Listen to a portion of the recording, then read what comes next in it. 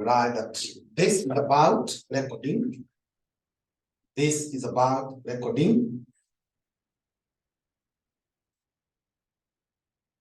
all the transactions that take place. It's about recording all the transactions that take place in cost accounting department. Cost accounting department.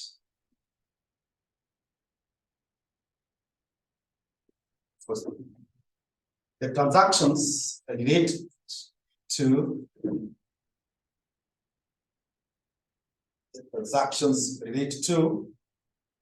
purchase of raw materials,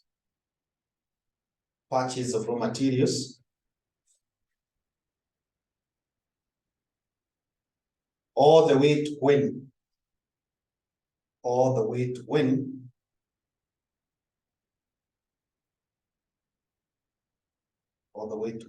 a completed product is sold.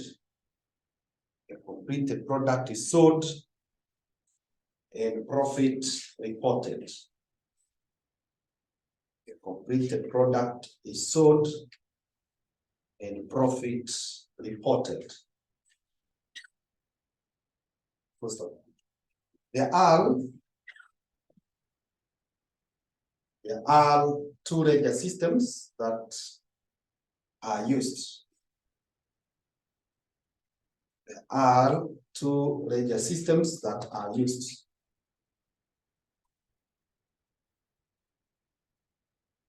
One interlocking ledger system. Interlocking ledger system. And we explain kidogo. This is where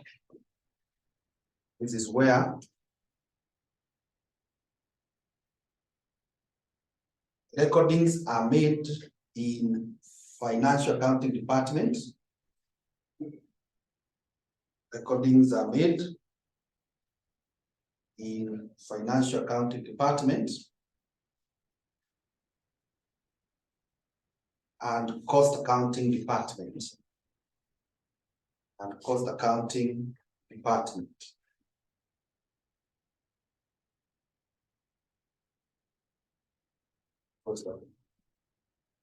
The two departments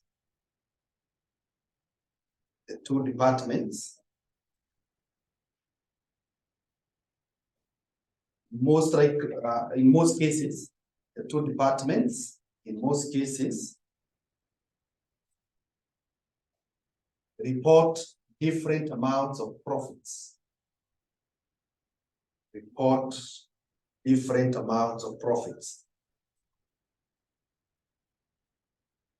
Which different amounts of profits which will need to be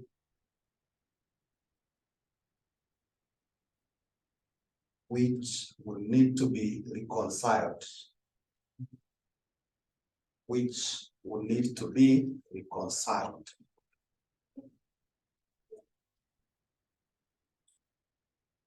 Okay, number two, integrated ledger system.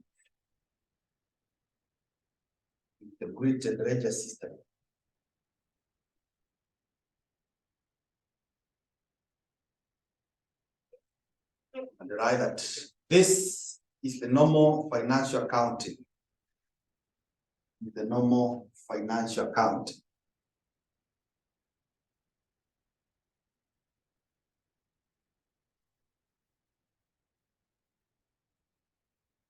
Stop. In this system, there is a bank account. In this system, there is a bank account.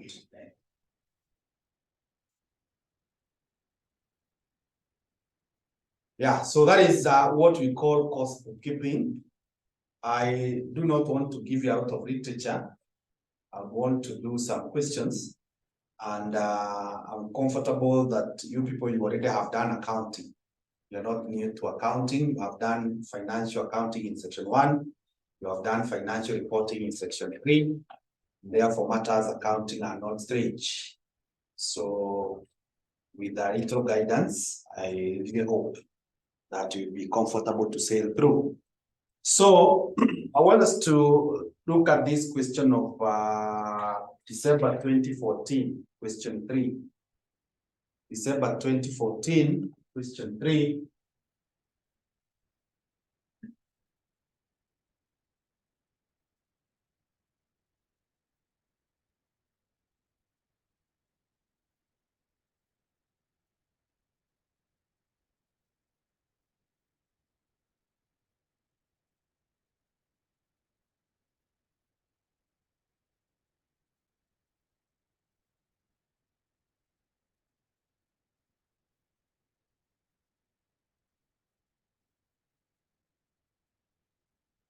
December 2014, question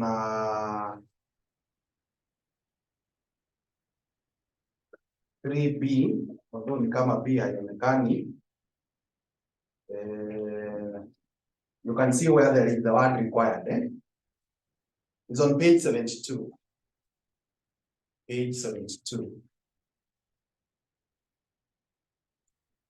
Page 72.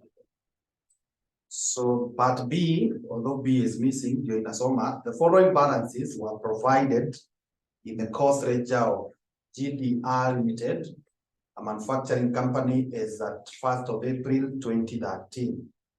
So we have the stores ledger control account, the finished goods control account, work in progress control account, cost ledger control account. The following transactions took place during the year ended 31st March 2014. We have the wages paid, direct wages paid are charged to production. So hiyo maneno yote tutasoma tukijibu. Then the required is you prepare all the necessary accounts in the cost ledger. So actually, I've told you we have two systems. We have the integrated and the interlocking, but there may not be so much of a difference.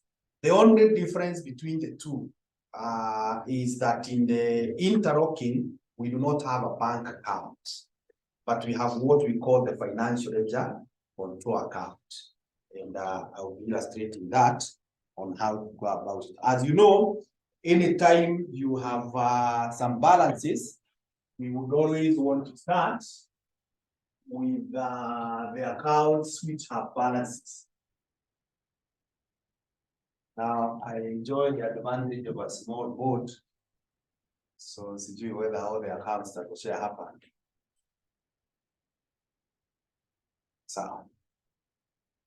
So let's draw these accounts that have balances, the first four.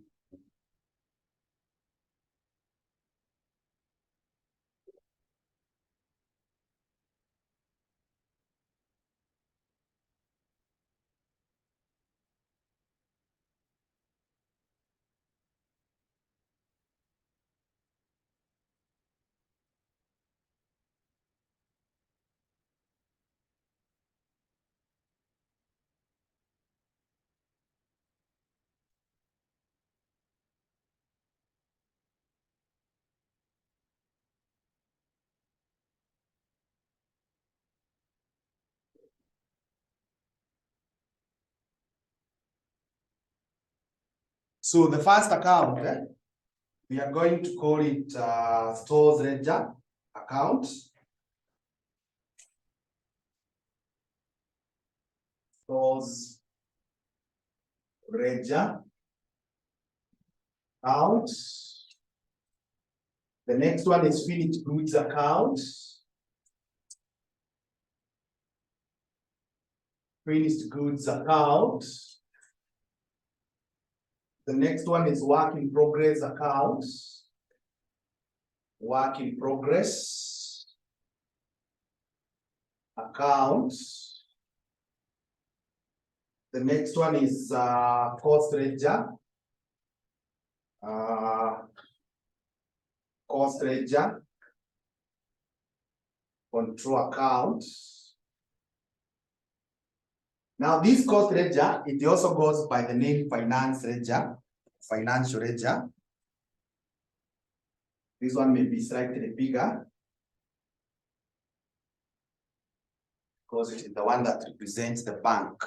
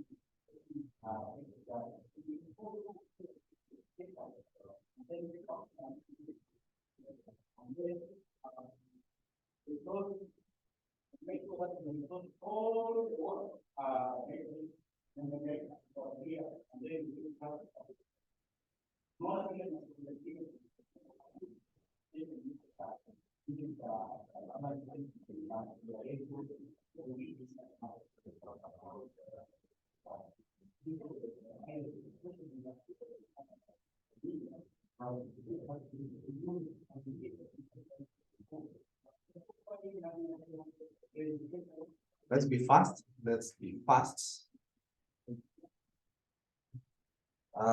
Stores represent materials, and that one we know is an asset. And assets always have opening balances on the debit side. So the balance brought down, the balance brought down is the, I think we can just adapt the figures in thousands. So let's just record 250. The finished goods are also an asset. So on the debit side, so the balance brought down is 350.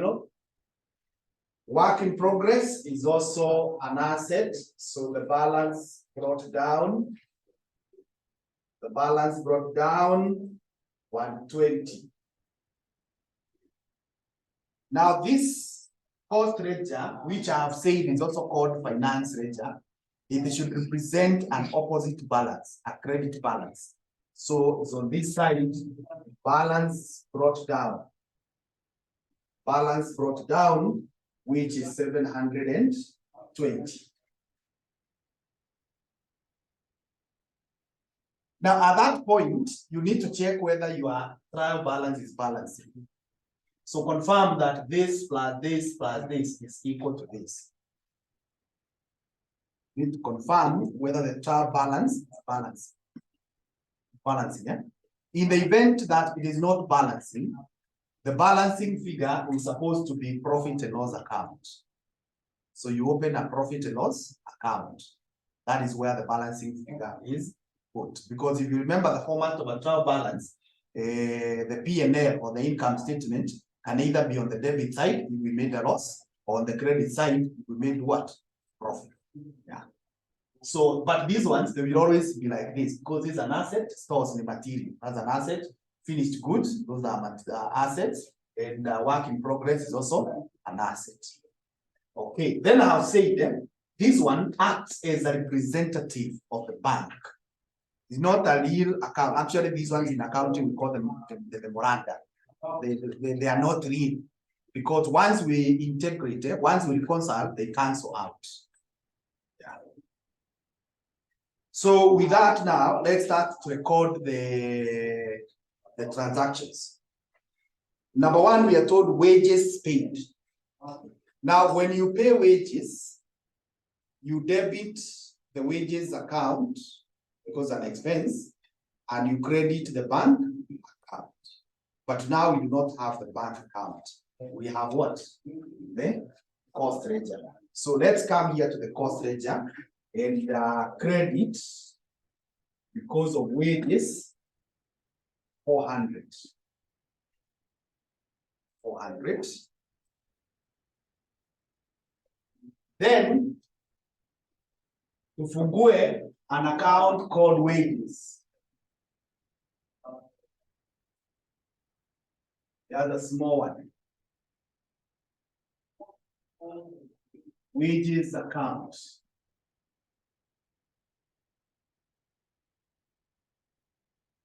Open an account called wages account. So this account that we open, we debit it to show that we have paid, because wages is an expense, and expenses are always debited. So we come here because of the cost ledger. Because of the cost ledger, we have paid 400. Because of the cost ledger, we have paid 400. Okay. The next one is direct wages charged to production.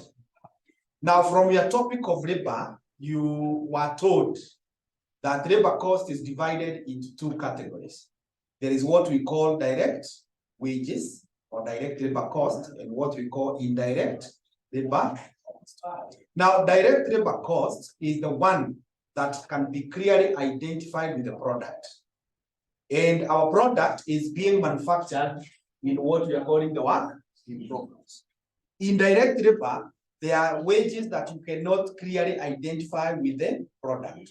And those ones, they are part of what we call overheads. Again, from your topic of overheads, you know that overheads is the sum of all the indirect costs. So when you pay workers, thereafter you analyze it and you decide ni gani ilienda kwa direct, ni gani ya direct. So when you charge, you are going to debit the work in progress and credit the wages. Sasa tunaitoa hapa, tunaileta to the work in progress. It's just like you remember how we draw the overhead distribution sheets. Overhead distribution sheets. Mambo ya kuallocate kwa portion ya portions. Mnajua how we move from one department to the other. That is exactly the same thing we are doing. Sasa tunataka kutoa huko tulete hapa. So to do that, we will debit here. So we start here. We debit here because of wages. This is direct wages. 400. No, not 400. It is what? 250. We debit the work in progress. Then we go to the wages account. We credit it because of the work in progress. 250. 250.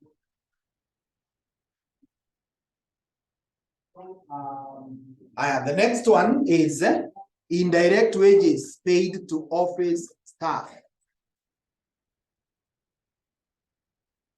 It looks like we have to open an account called office staff. Let's open like a small account. That's a small one. There's a small one. Because naona inaapia twice there. That's like a small account called office staff expenses account. Office staff expenses account. Now again, being an expense, we always debit. So we are told indirect wages paid to office staff. Now, when you pay wages,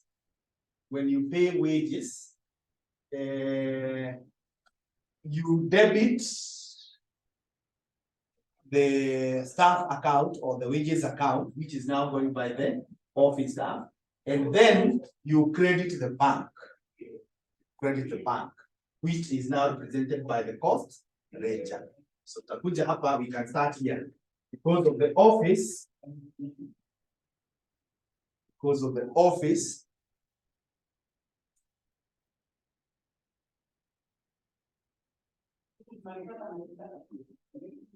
just a minute.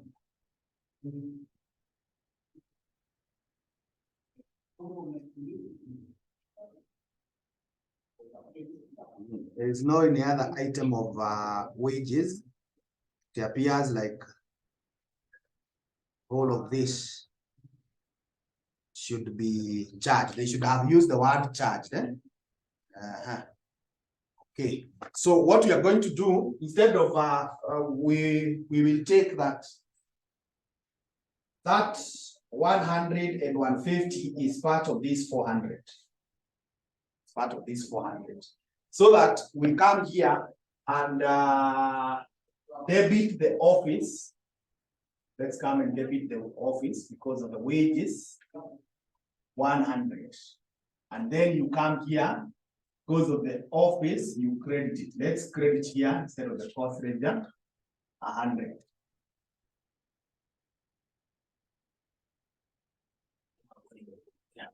Okay, umepotea sababu the examiner has used the word paid. Now, when we pay, the payments are supposed to come to the bank account. So, which I have said we are supposed to credit here and debit here. But on a further check, I've realized there is 150, which is 150 is the back here, back equal 400, and we don't have any other allocation of the wages, which I had said earlier, that when we talk of the wages, it is divided into two. There is the direct and we have the what? The indirect. So this 400, when we come and divide it here, 250, there should be another one here, 150, so that they add back to what?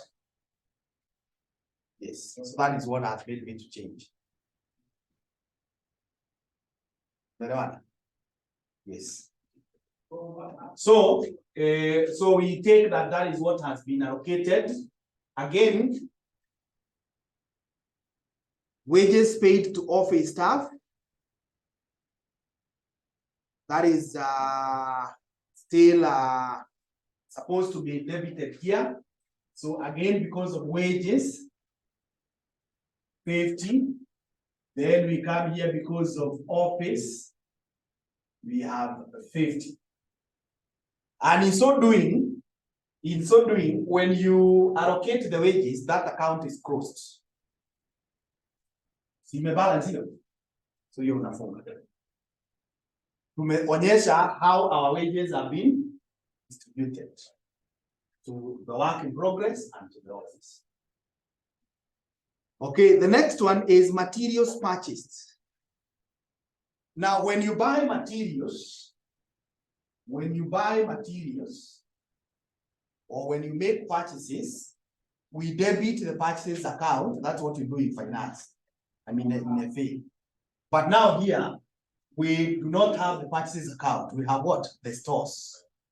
So we are going to debit the stores account and credit our bank, which we do not have, but is presented by the cost ledger. So we can start here. Because of the stores, we have what? 500. That's purchase of materials. Then to kibia huko kwa materials, we debited because of the cost ledger 500.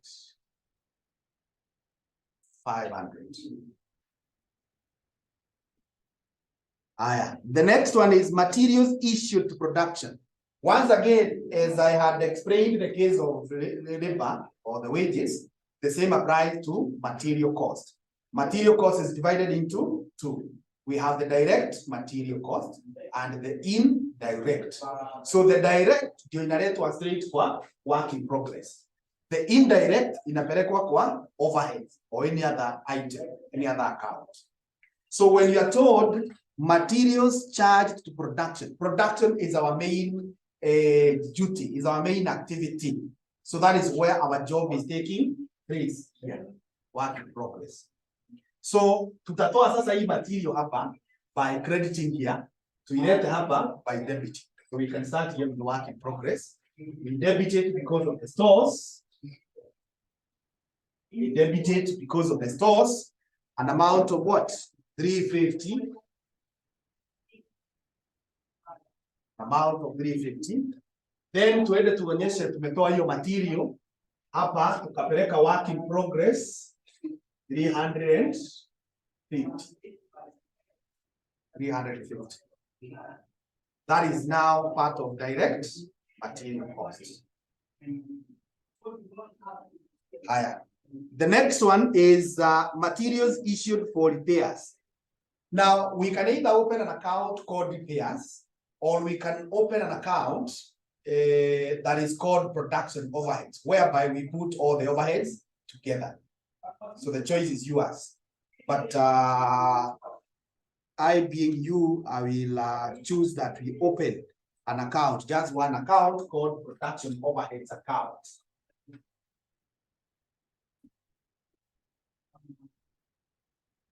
Actually, hata hii tungezipeleka kwa production overheads account, it's only that I saw there were two, so nikaamua kupea its own account. So let's open an account called production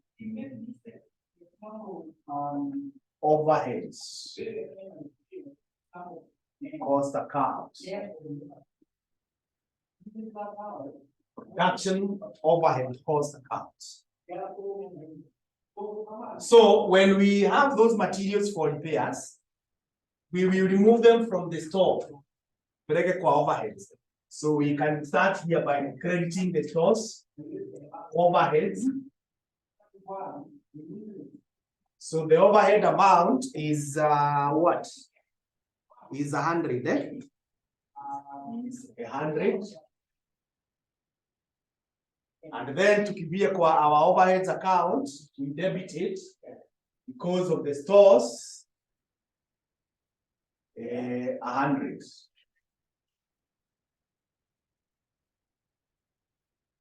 The next one is materials returned to vendor. So those are goods returned where? The students of accounts. Those are goods returned outwards. Goods returned outwards. So when goods are returned outwards, what do you do? Unatoa kwa store.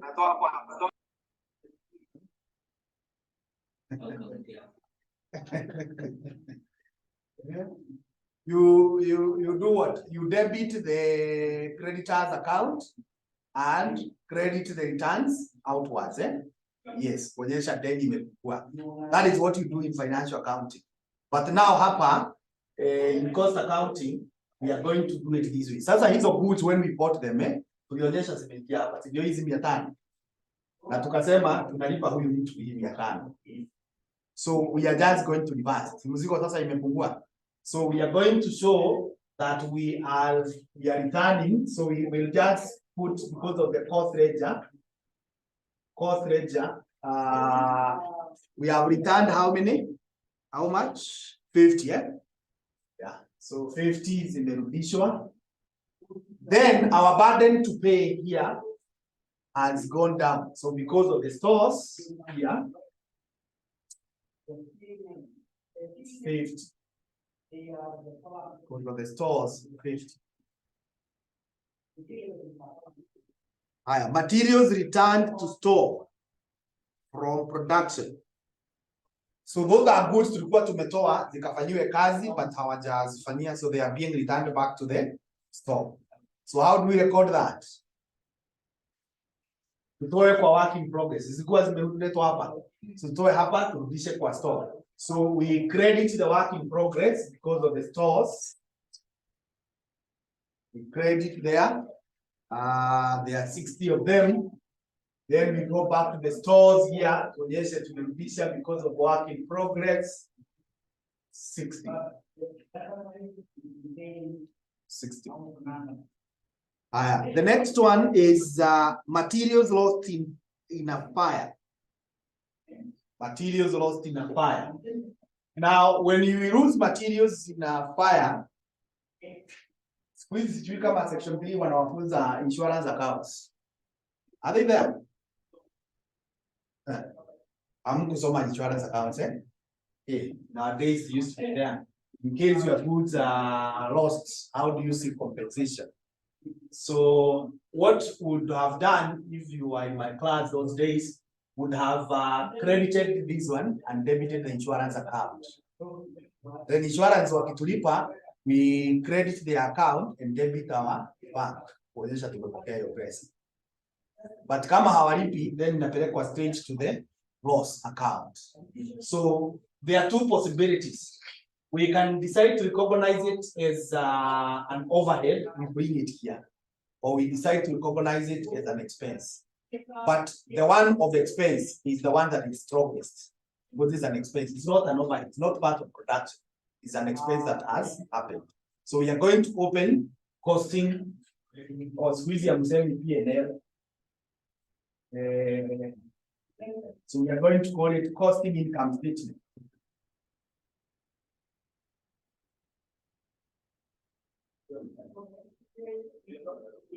Costing income statement.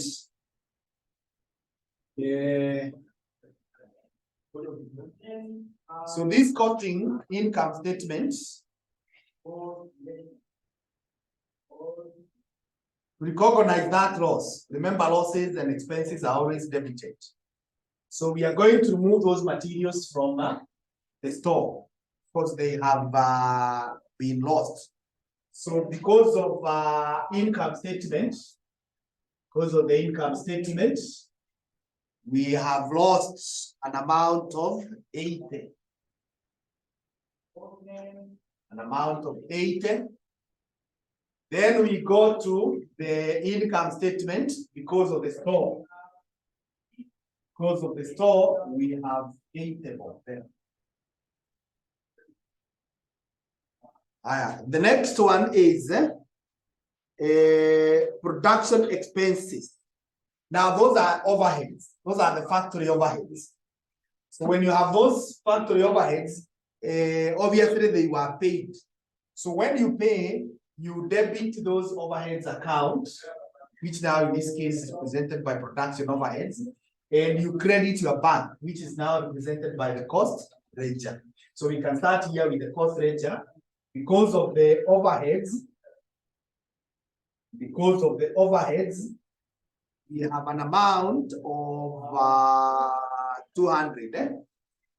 We have an amount of 200. And then, tukimbie huko kwa production overheads, we debit it because of the cost ledger, 200. Because of the cost ledger, 200. The next one is production overheads recovered. Now, the production overheads recovered, it is what we call overheads absorbed. The overheads absorbed. Overheads absorbed are the ones, if you remember again the design of the sheets. Tukisha tengeneza the production departments na the service departments huko mwisho, we remove from the service departments tunaleta kwa production departments, so that now you go downwards and compute the OERs. Sasa hizo za kutoa from the service kulete kwa production, hiyo tunaitanga absorbed. Is what you are charging to the product. So charging to the product We will now remove them from here, the overheads account, and take them here. If you remember again how you are doing those sheets, mkiwa huko kwa service, si mlikuwa mnaiweka kwa brackets hivi. Brackets hii ni negative, si ndio? Kwa mahesabu. Now, negative for accounting, it is the credit. So, to do these brackets and these negative, we are going to credit here. Ndio tuilete huku. Debit, which is plus. Okay. Sasa, I'm simply saying, those which have been recovered, we are removing them from the overheads account and we take to the work in progress. So let's start here. Because of the work in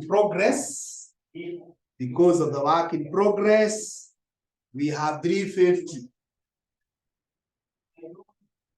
We have 350. Then tukibia huku kwa work in progress, because of overheads, we have another 350 here. We have 350. So those are the overheads absorbed.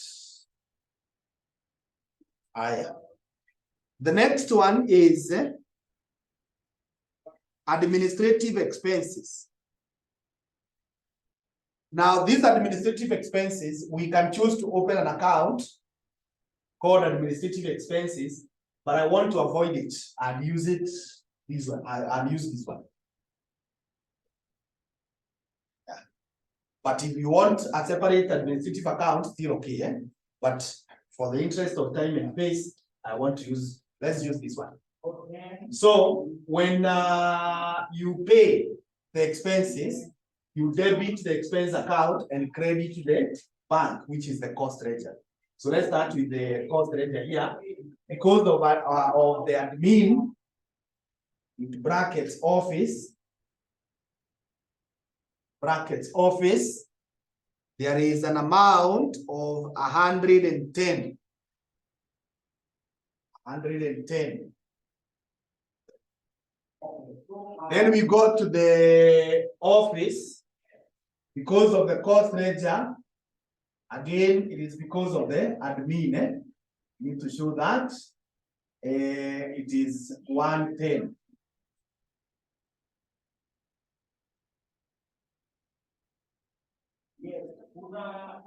The next one is administrative overheads absorbed.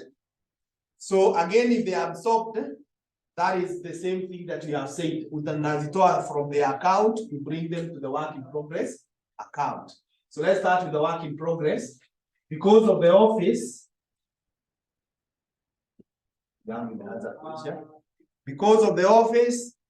there is an amount of what? 162. 162. Then we go to the office. We credited because of the work in progress. There is 162. 162.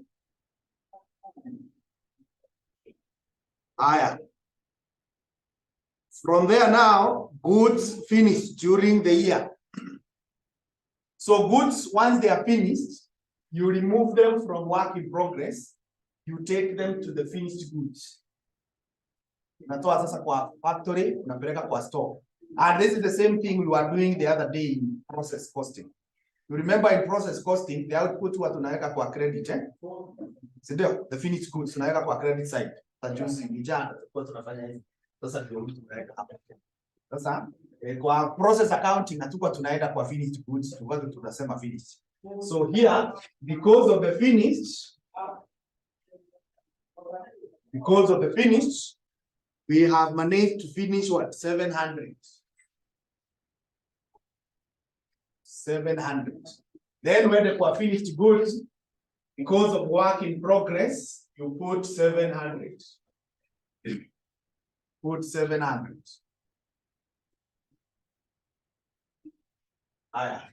The next one is selling and distribution expenses. I think that one we need to open a small account called selling and distribution expenses. Let's open a small account.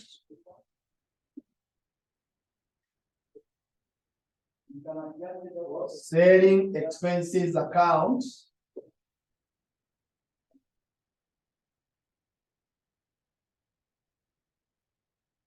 And closely related to that, we shall need another account called cost of sales.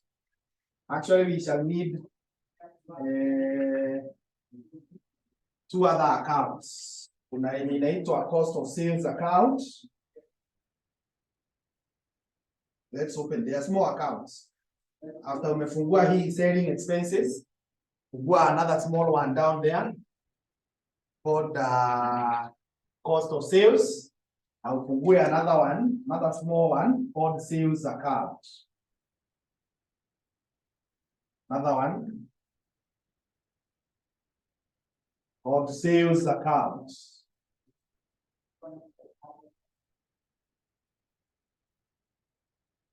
Called sales account.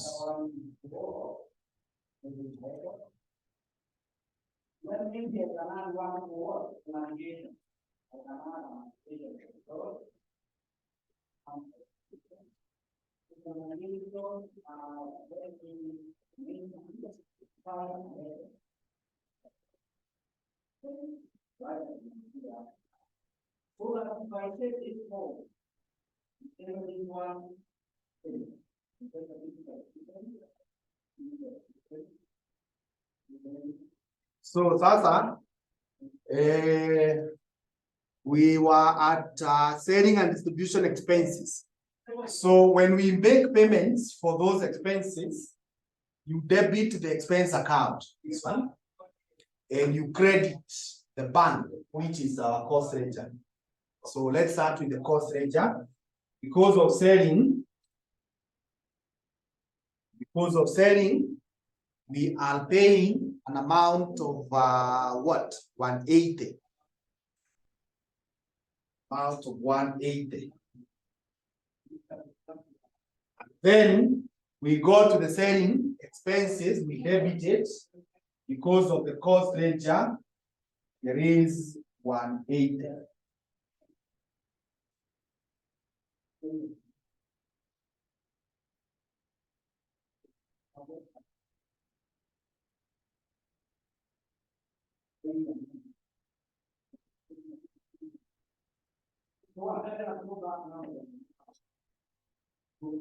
Then we are told selling and distribution costs absorbed in the cost of sales. So when they are absorbed in the cost of sales, you will bring them to the cost of sales here. Actually, there are two ways. You can choose to start here. You bring them here. The work in progress. That's like we have brought in that. Or you can come direct here. So I want us to come here. So let's go to the cost of sales. We debit it because of selling. Because of selling, there is an amount of what? 200. Then we go to the selling expenses. Because of cost of sales, we credit 200. Because of cost of sales, credit 200.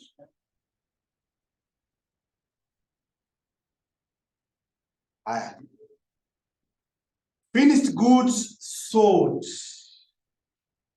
When you sell goods, what happens? Unazitoa kwanza kwa store. Unaleta kwa shelves.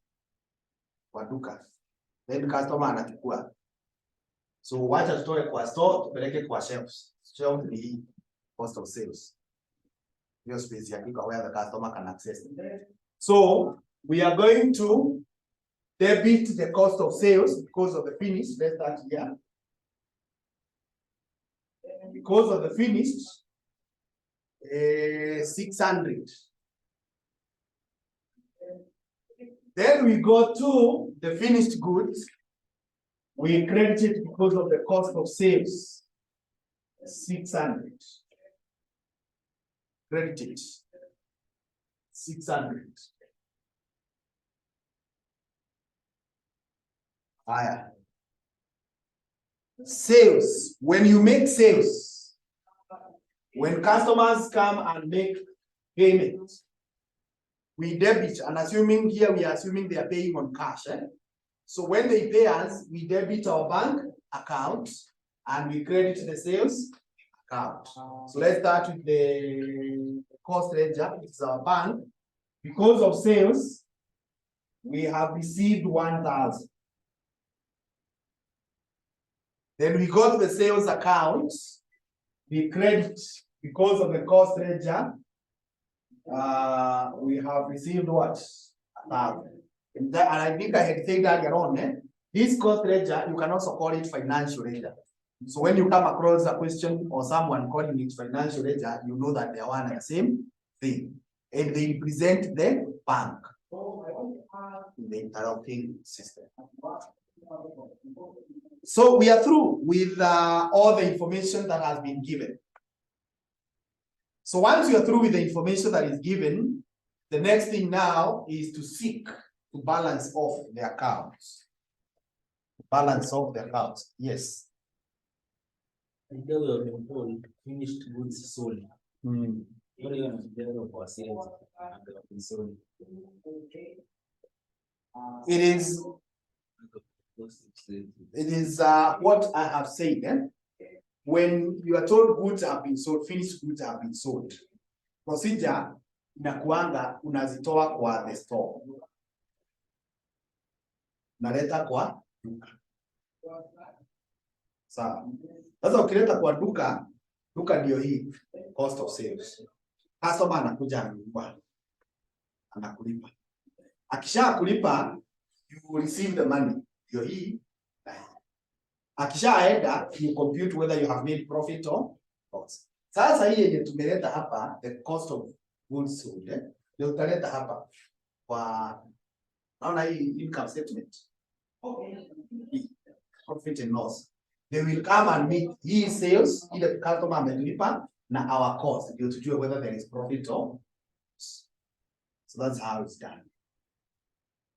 So you don't take to sales. Sales you only take at the selling price, which is called sales. But if it is the cost price, which is the finished goods, then that one goes to the cost. Yeah. You know, when it comes to goods, to sales, there are two aspects. Kuna the cost price na kuna the selling price. Simulifanya mambo na LIFO na FIFO. Na hiyo maswali silikuwa kuna mahali unaambiwa the goods that were received at this price and goods that were sold. Na unapewa selling price. Selling price ilikuwa inaingia kwa FIFO.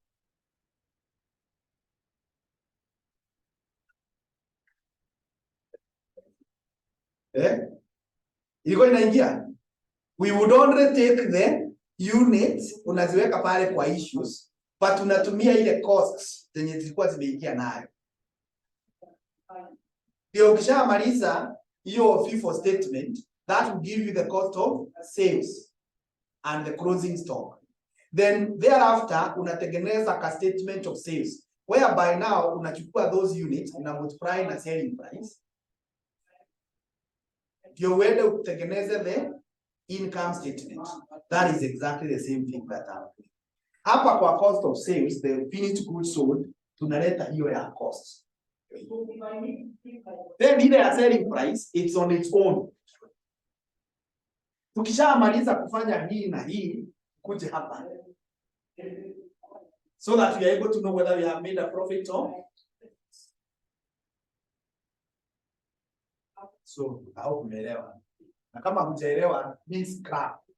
That when you see finished goods sold, zinaletwa kwa cost of sales.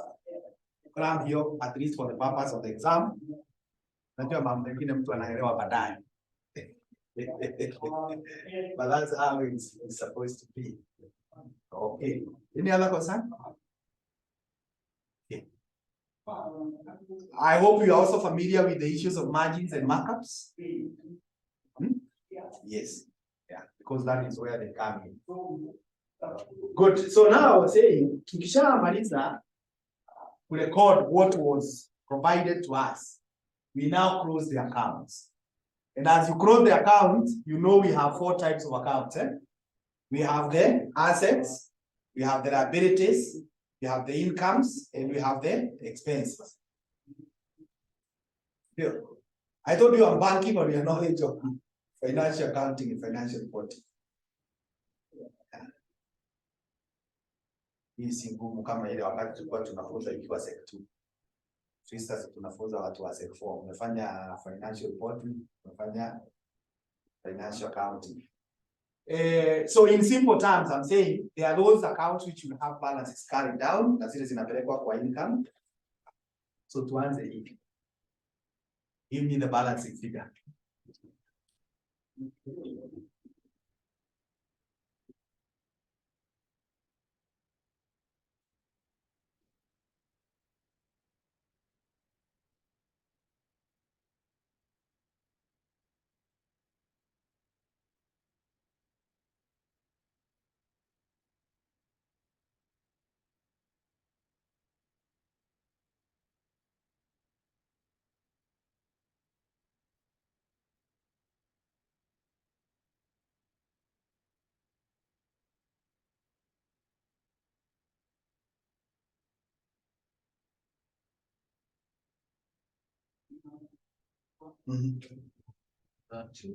To that side line.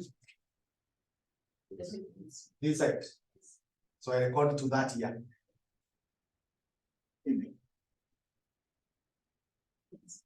Okay.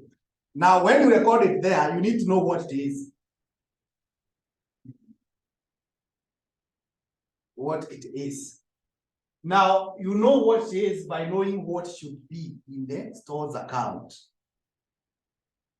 Basically, a stores ledger account should have 2 things: purchases and issues. Tunakumbuka hiyo FIFO. Zilikuwa na purchases na issues.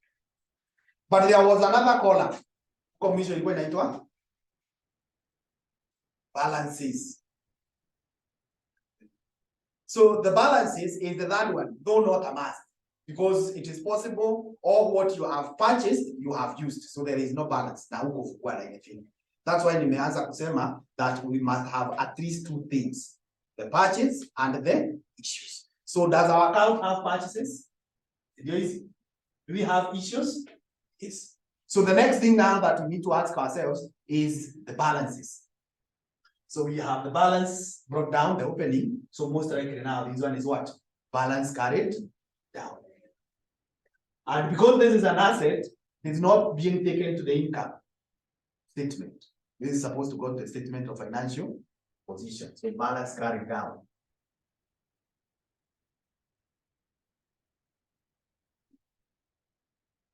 So this is how we just close. See kama kwa FR ushinde ukitafuta totos.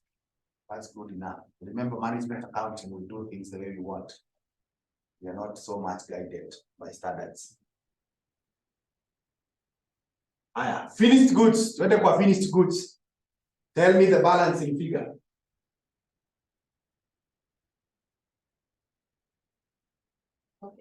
Which side? Again, a finished goods account should have basically 2 items. What was completed ikaletwa na what was sold. So do we have what was completed? We have what was sold. See there? Yes. The next thing that can be there is the balance. So ukifungua na hits, then this one now must be balance carried down. Balance carried down. Twende kwa work in progress.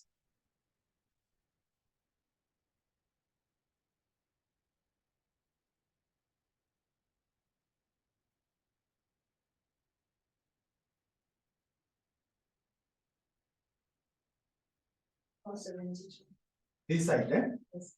Again, work in progress is supposed to have is supposed to have 4 main things.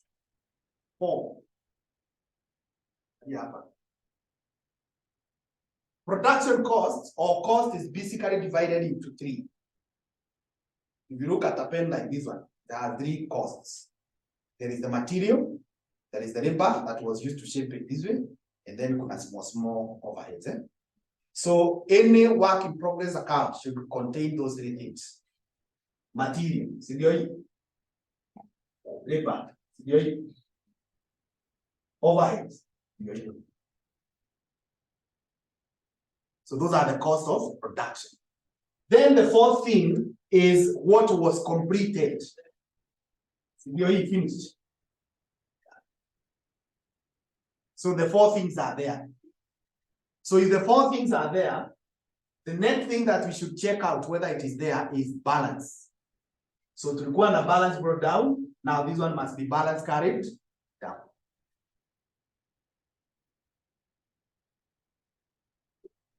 In the event, because there are times they will give you some balances carried down, but your account bado inapatikana na balancing figure. That is now when you start asking, could it be normal loss, abnormal loss, or abnormal gain? Process costing. Yeah. But now, in terms of the normal losses do not come here. In case now you have a balance, that should be an abnormal gain. Sorry, an abnormal loss. Kama iko inside. Kama iko inside, it's an abnormal gain. It's a concept, is a simulifanya incomplete records. Are those things still there in the syllabus? FA, FR, incomplete records. That's the concept. At times, they can be there. At times, you can come across it. So here account imefunga. This one, we can close it at this point, although there are some people who want to close it at the end. But you can close it at this point. You only close it at the end if you want the figure for the profit to come here. But you can close it here. Give me the balancing figure. 1060. This side, yeah? 1060. So the balance carried down.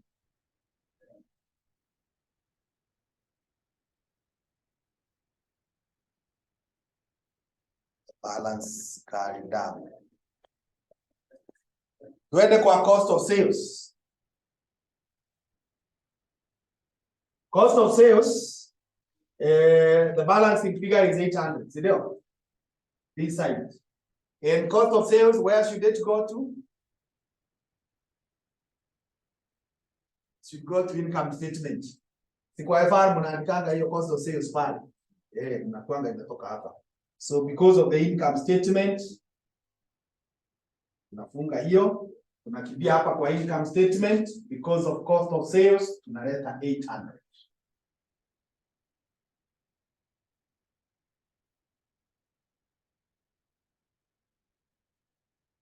Because of my camera, let's first of all close this so that let's close this one. Sales. This one again will go to the income. We'll go to the income 1,000. So we go to the income on the credit side. Because of sales, we have 1,000.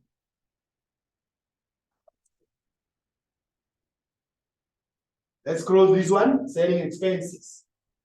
So the selling expenses, we have a balancing figure of 20 on this side.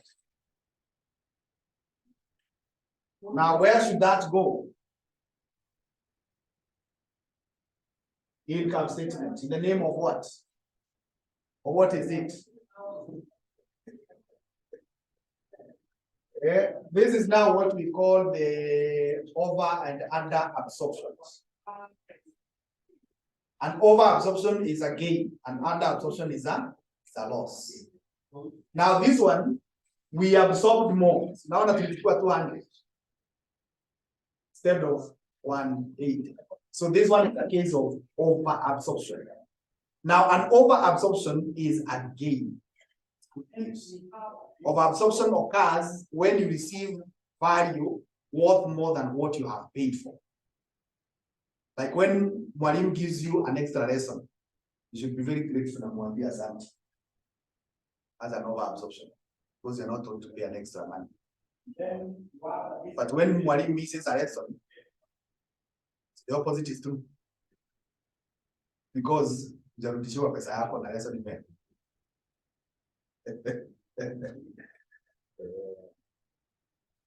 Okay, so now this one is going to go to the income and is a profit. So because of the selling expenses.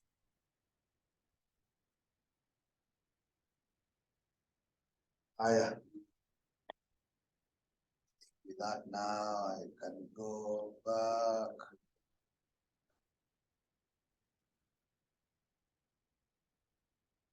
Aya. Turudi hapa kwa overheads, production overheads. The balancing figure is what? 50 on this side, yeah? Now there's a case of again under absorption. This under absorption, we should go to income. Tufunge hapa, tukuja hapa kwa income because of overheads. There is 50. Because of overheads, there is 50. Oh, sorry. Oh, this is not under. This is over. It is on this side. So it's on this side. So here, because of overhead, this is an over. It's an over absorption. That side. Let us go to the office staff. Office staff, we have a balancing figure of what? 98. Which side? Credit. Credit, 98 here. So this one again now should go to income. This one now is a case of under absorption.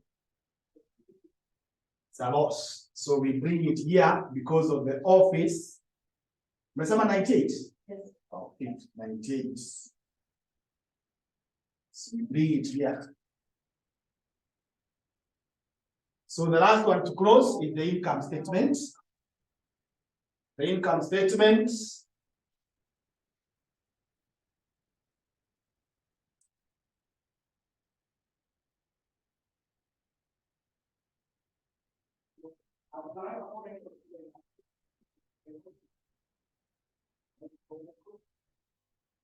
$92. 92. Inside? Debit. Yeah. So is this a profit or loss?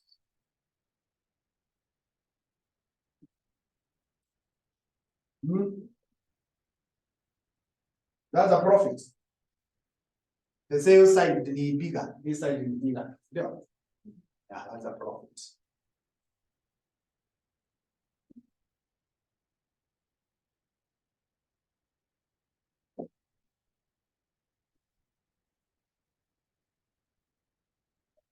The way structural balance is putting.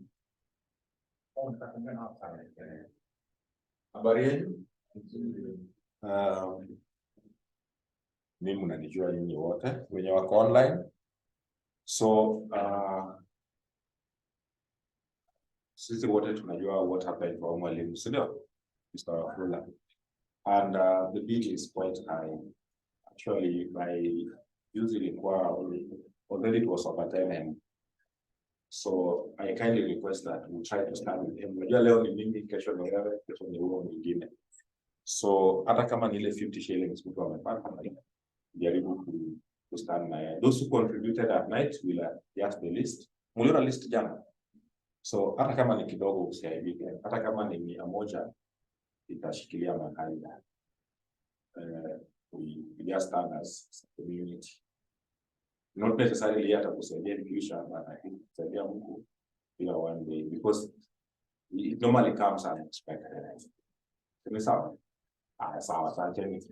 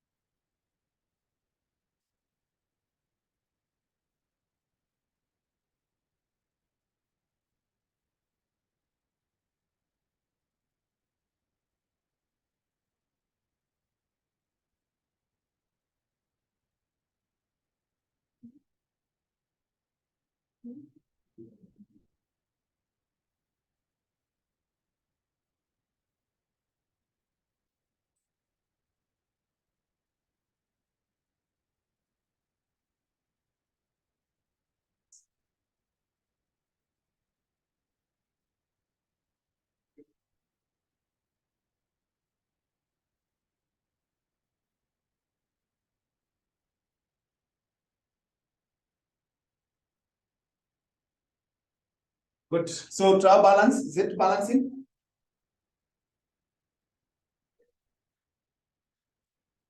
Yeah.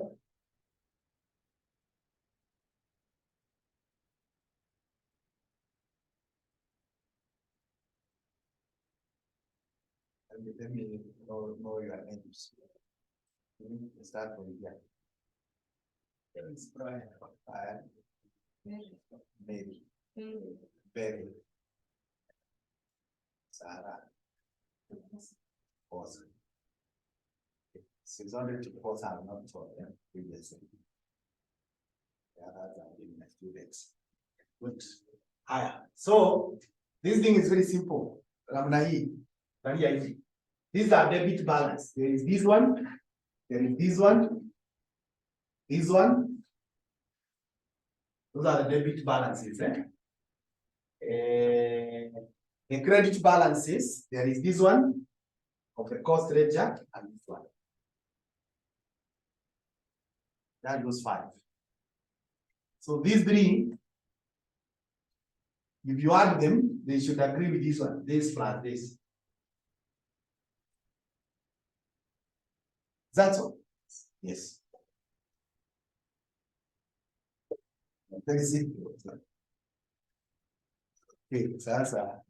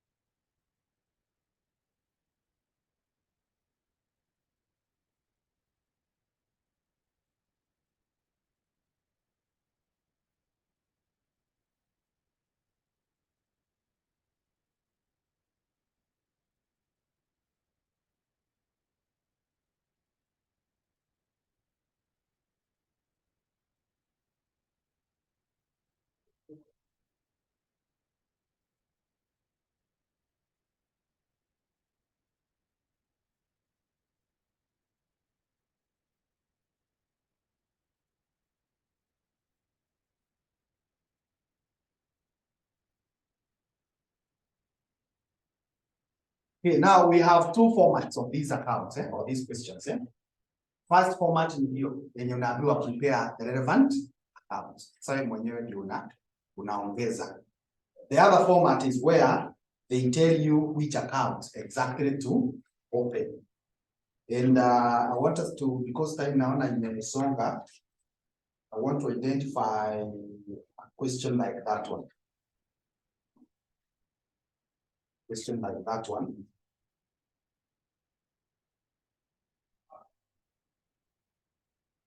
Whereby,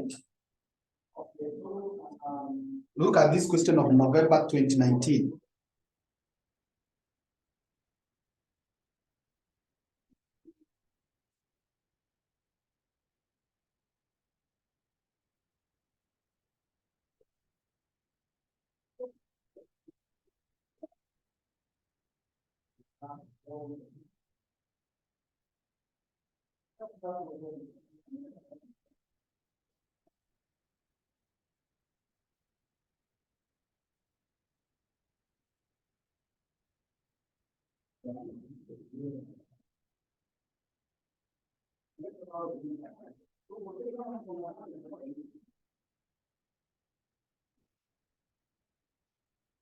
November 2019, question 2B.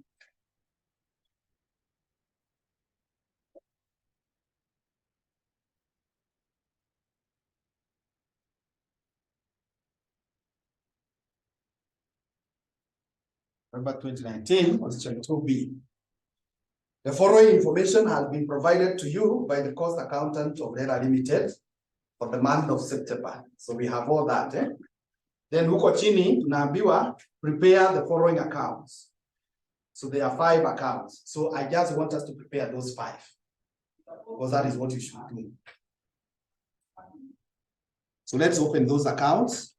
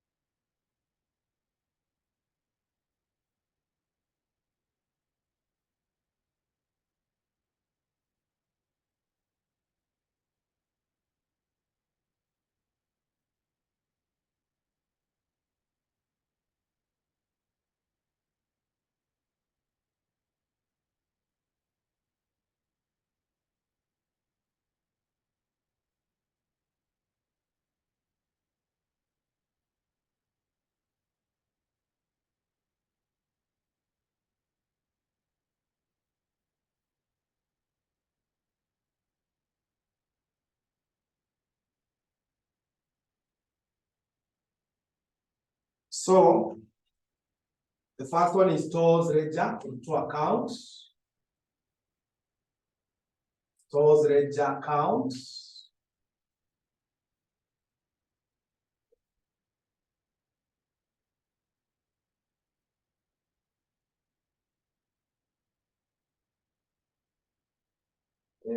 Hiyo ingine inaweza kuwa kubwa ni work in progress. Work in progress. Accounts. The other one that can be bigger there is production overheads control account. Production overheads. Accounts.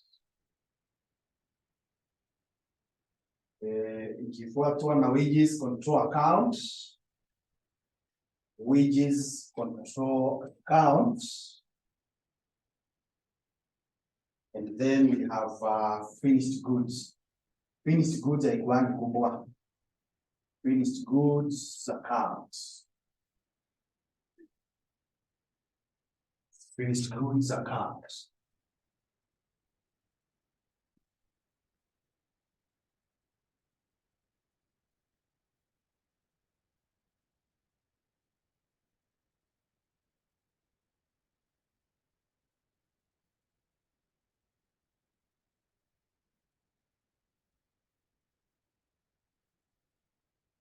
So let's start reading the question for you. Balances at the beginning of the month, stores ledger control. So that's the balance brought down. So the balance brought down 241,750. 241,750. Work in progress. So the balance brought down is 192,100. 192,100.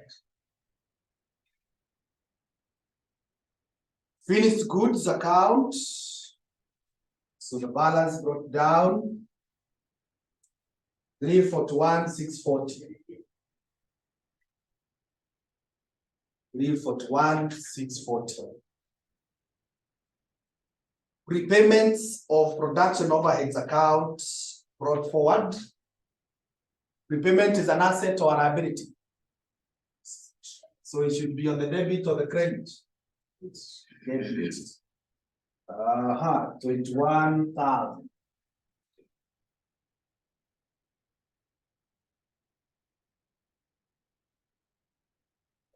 Transactions during the month. Materials purchased. Now, when we buy materials, we debit the stores ledger and credit the costs ledger or the finance. But now we do not have those accounts, the cost ledger. So tutakuja hapa, same because of the cost ledger, we have brought in 761,500. 761,500.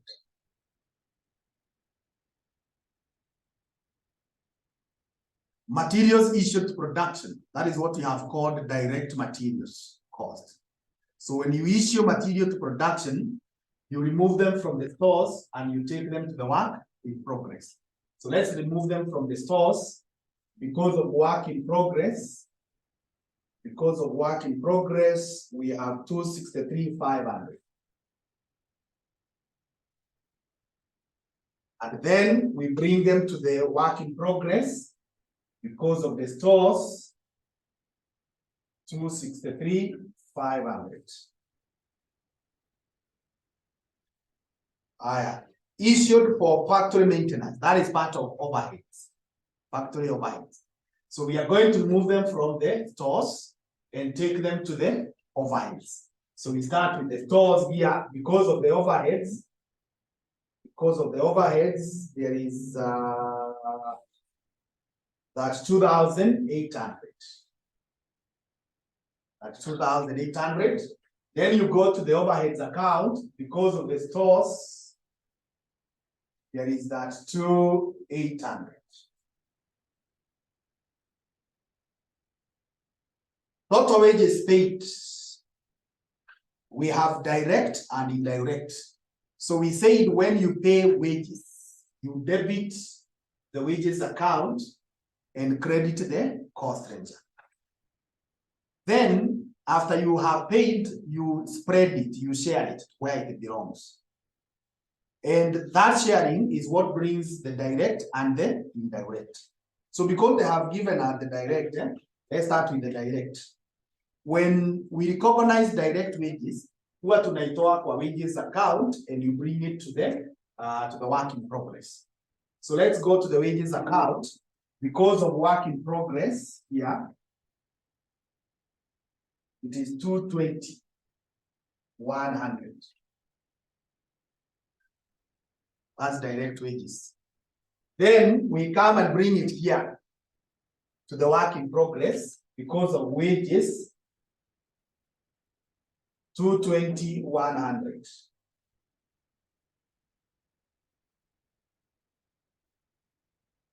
Haya.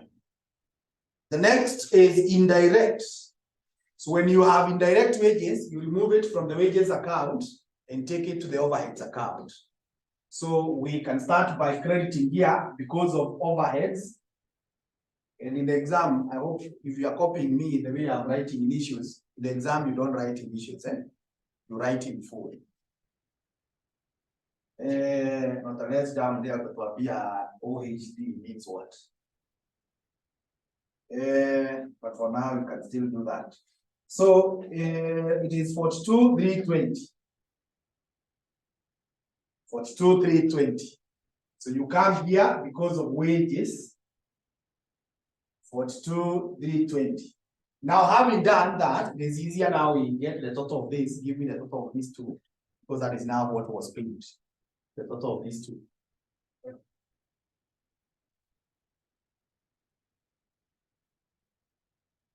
This is 262,420. 262,420. Now, this is the total amount that was paid. This is what was paid to Kaigawa and here. Yeah.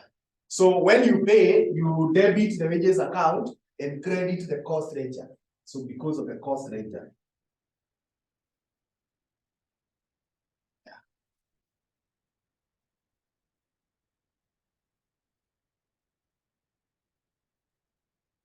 Oh, kwani kuna ingine? Direct wages charged to production.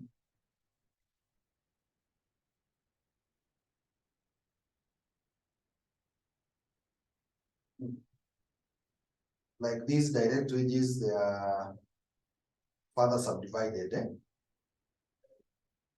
Which equal your 141, 100.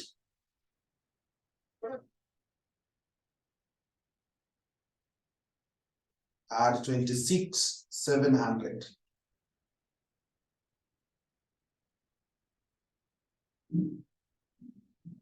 Can't even go to 220. Yeah?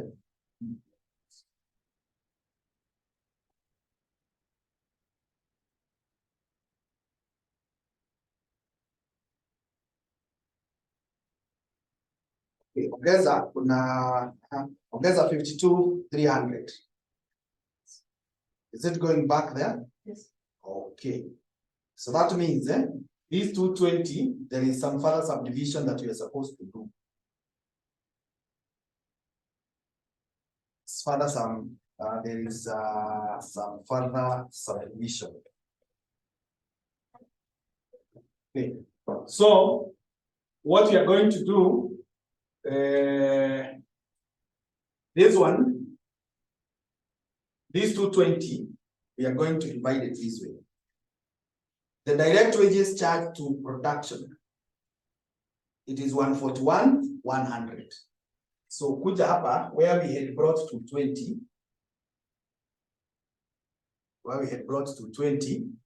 cancel that, weke 141, 100. I think for me, I'll have to delete because of my space, but for you, you can cancel. The space yangu itoshe.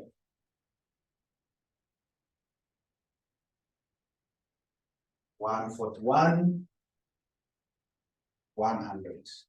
So nirudi hapa.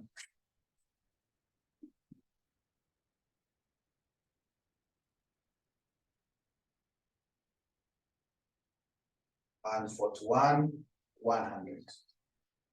Okay. Recorded non-productive time of direct wages. So how do we record that? The non-productive is what we call the idle time.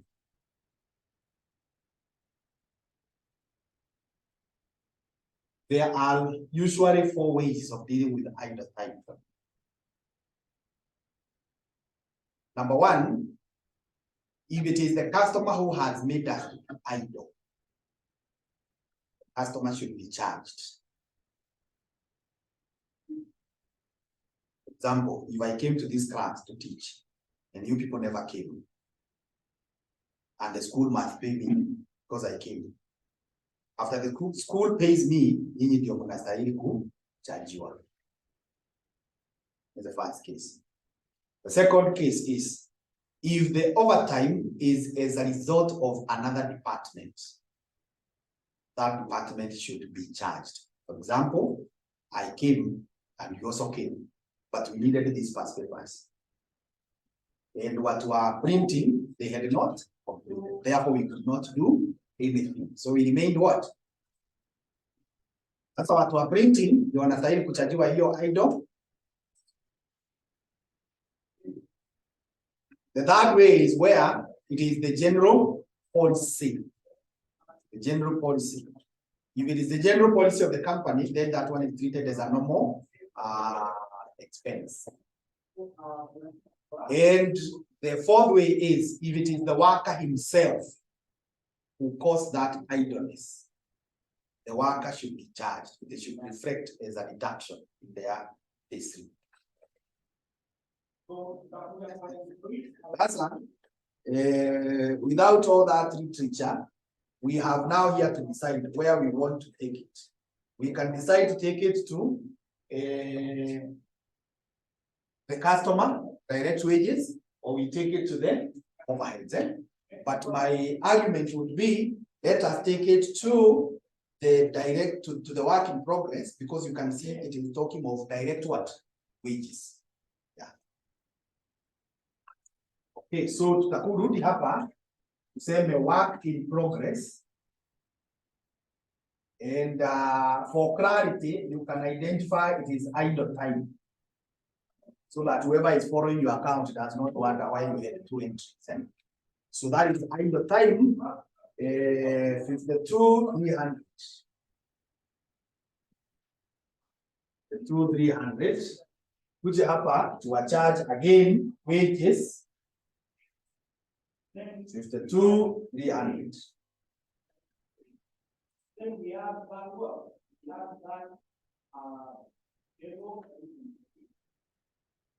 the next one is they are charged to capital equipment. So there is an equipment account. Now your equipment account is not part of what we normally do. The equipment tunatengeneza. So if it's not part of our main work, haitaleta hapa kwa work in progress. Tutafungua account separate called equipment account. So because we are only confining ourselves to what the examiner has said, tutakuja hapa tuseme because of the equipment, there is 26,700. And at that point, I think we have distributed the wages fully. Check whether now it's balanced, the wages account. I think that tulikuwa tumecheck. Sasa iko sawa. So we have distributed that one. Haya, tuendelee. Selling and distribution overheads incurred. So when you see the word incurred in cost accounting, it is the other one for paid. The other one for paid. So when you have paid, you debit the overheads account, credit the bank account or the cost ledger. So we are going to come here and say because of the cost ledger, we have those are selling expenses,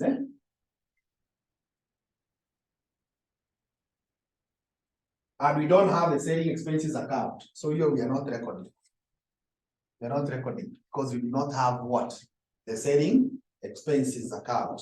But kama tungekuwa nayo, we would have debited the selling expenses account and credited the cost ledger if it was part of the requirement. Haya, so hiyo tubuke.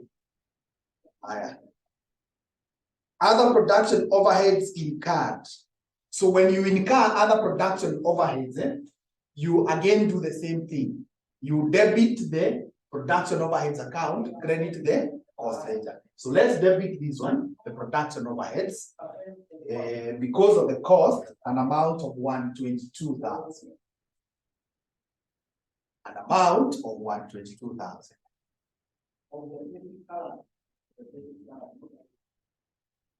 Sales.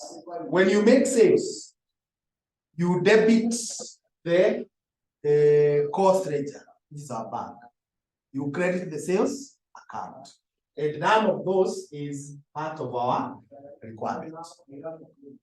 So we're not going to capture that. But we would have debited the cost ledger and credited the sales like we did in the other one. Haya, tuendelee. Cost of finished goods sold.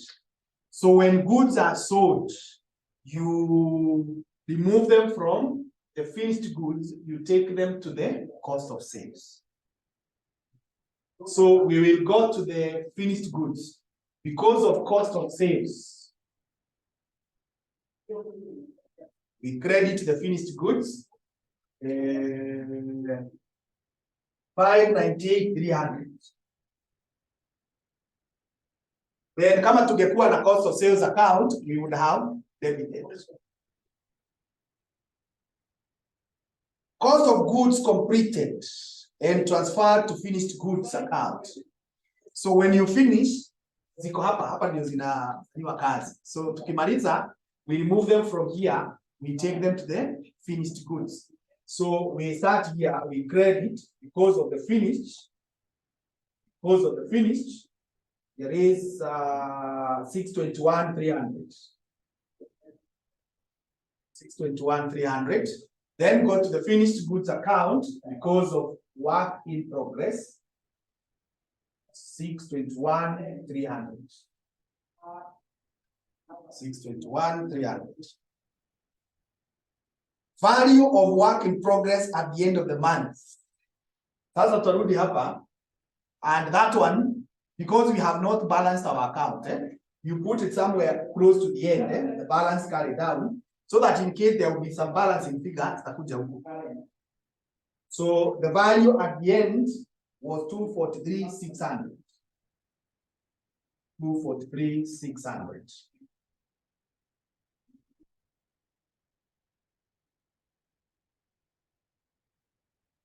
Haya. Additional information inasema production overheads absorption rate is 150% of direct wages. And it is the policy of the company to include a share of production overheads in the cost of capital equipment constructed in the factory.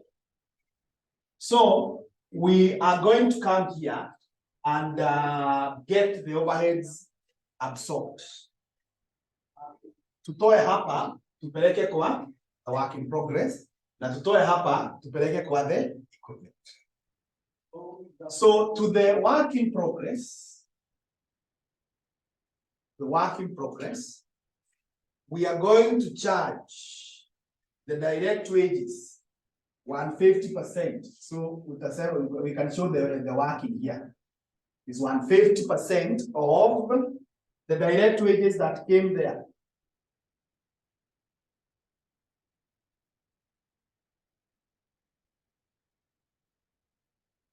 $141,100.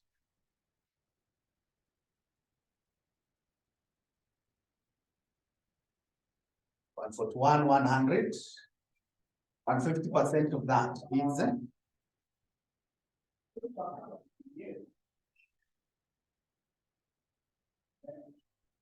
11,650.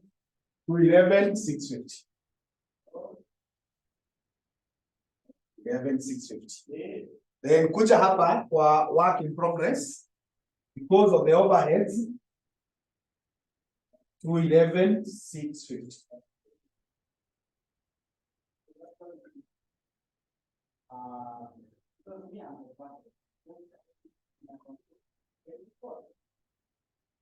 Then kuna equipment.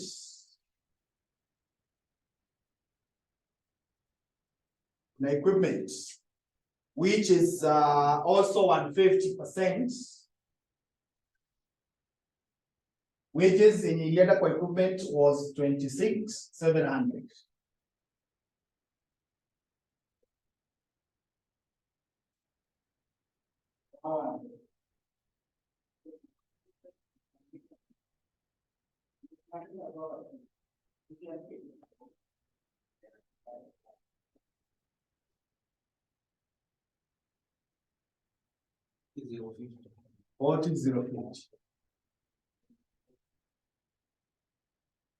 So sasa hiyo tukiipeleka kwa the debit ya equipment. So we are through. So we just balance off the account now. Rudi here. So this one, we have everything that we require. So just give me the carry down so that we close.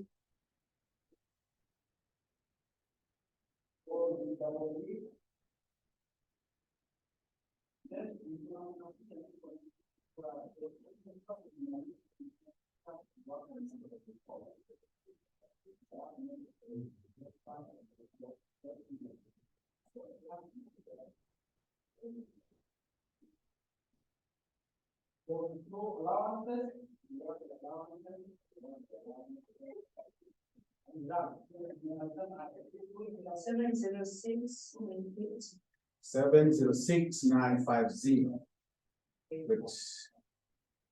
So that is the store's data. Haya, kuja hapa niambie work in progress, the balancing figure.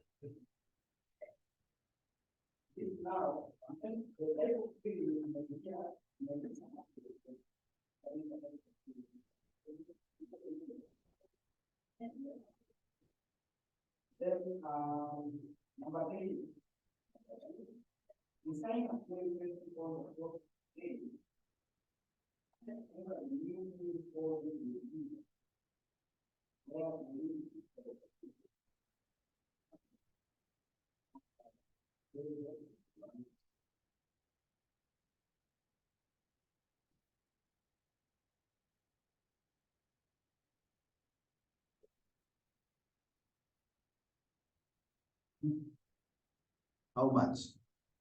And where? You include that to 43,600. Yes, we must conclude, we must include everything.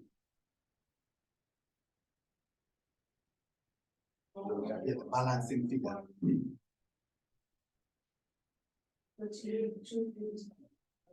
Said gani? 40? Now, in this case, tuko na finished yenye ilitoa, tuko na balance carry down, tuko na the three costs, tuko na material, tuko na labor, na tuko na overheads. So this can only be abnormal gain. Now this abnormal gain should go to the income. Can specify it is the abnormal gain. It's abnormal gain. Should be taken to the income. So hiyo tumefunga hiyo. Haya, tuende kwa overheads.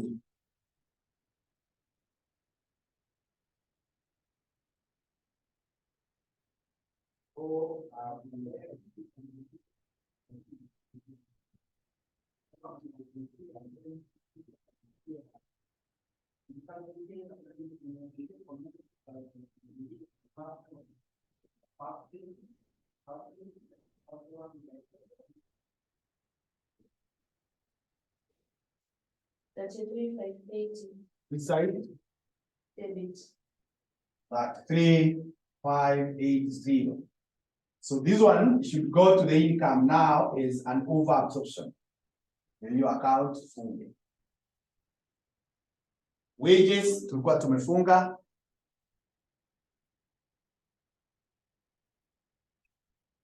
And then finished goods.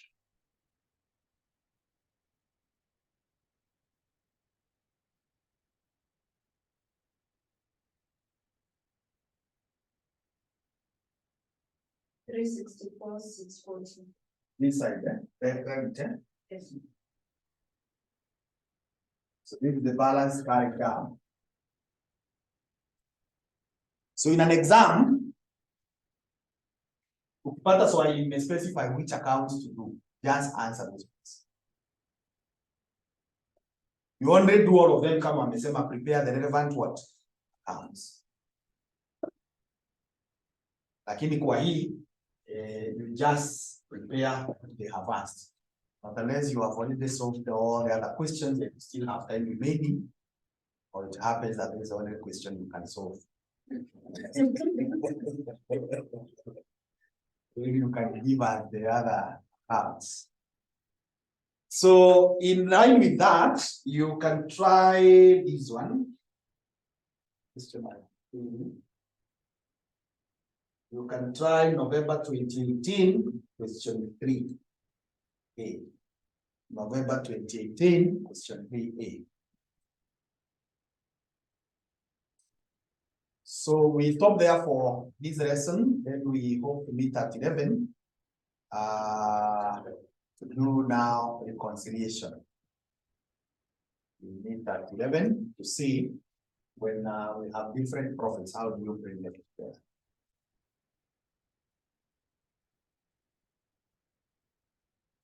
For those who are online, you still log in using the same credentials.